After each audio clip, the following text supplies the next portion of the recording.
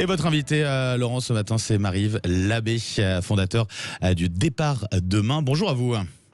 Bonjour Michel-Yves Labbé, bonjour. Départ Demain, qui est le site de l'application spécialisée dans les départs en ultra dernière minute.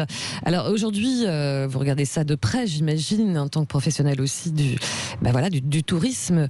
De nombreux médecins craignent une seconde vague de l'épidémie. J'imagine que ça doit se ressentir aussi sur les réservations, encore plus.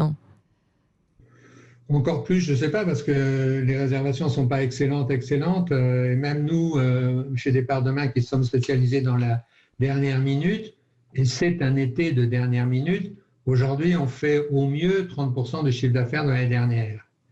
Ça n'a pas baissé, ça n'a pas augmenté non plus. Ah d'accord. Ouais. Il y a ça a baissé par rapport à l'année dernière, évidemment, mais depuis le déconfinement, c'est toujours à peu près le même niveau. Voilà. On attend août, peut-être que août va être plus glorieux que ce qu'a été jusqu'à présent juillet. Ouais. Alors vous le dites, Michel-Yves Labbé, c'est vraiment un été de dernière minute. Forcément, on n'a pas de projection d'avenir. Et ça se renforce vraiment, le plan dernier moment. On verra au dernier moment.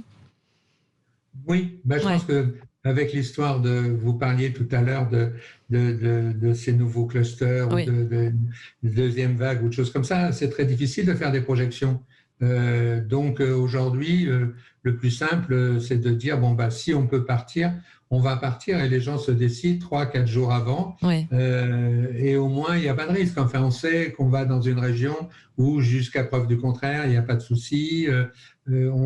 On n'a pas de problème d'annulation ou de choses comme ça, puisque de toute façon, à 4 jours du départ, c'est confirmé. On n'a pas de problème de remboursement. Donc, cette année, oui, la dernière minute, c'est vraiment la solution idéale. Alors, avant de parler des dernières destinations France, parlons notamment des villes qui marchaient plutôt bien dans le monde d'avant, comme on dit, notamment en Europe. Alors là, il y a des reconfinements, effectivement, à Tanger, Manille ou encore en Catalogne.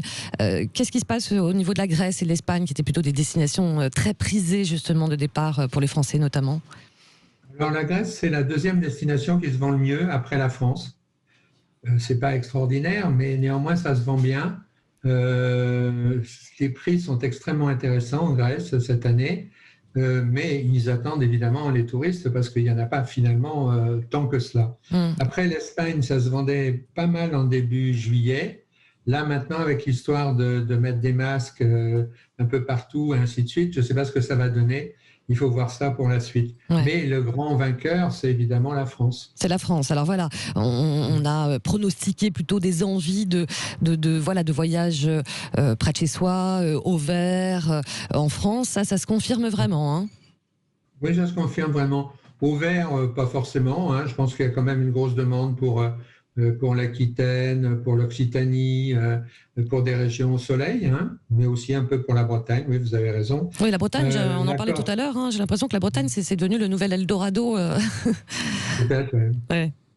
Peut-être, mais c'est comme la Corse. Comme j'ai pas tellement de promotion là-dessus, si vous voulez, parce que s'il y a beaucoup de monde qui y va, ils vont pas faire des prix. Donc du coup, je peux pas vous donner une opinion sur la dernière minute.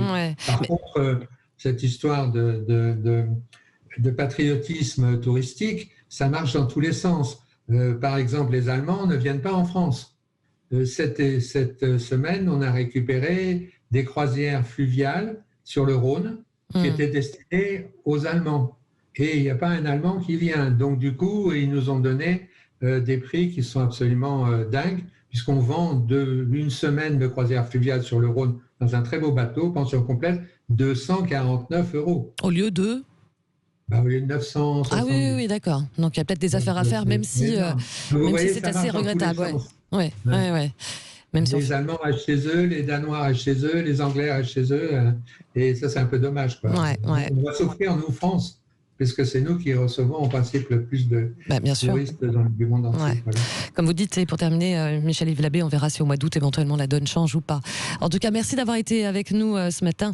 Et je rappelle que vous êtes fondateur et PDG de Départ Demain, le site spécialisé dans les départs en ultra dernière minute.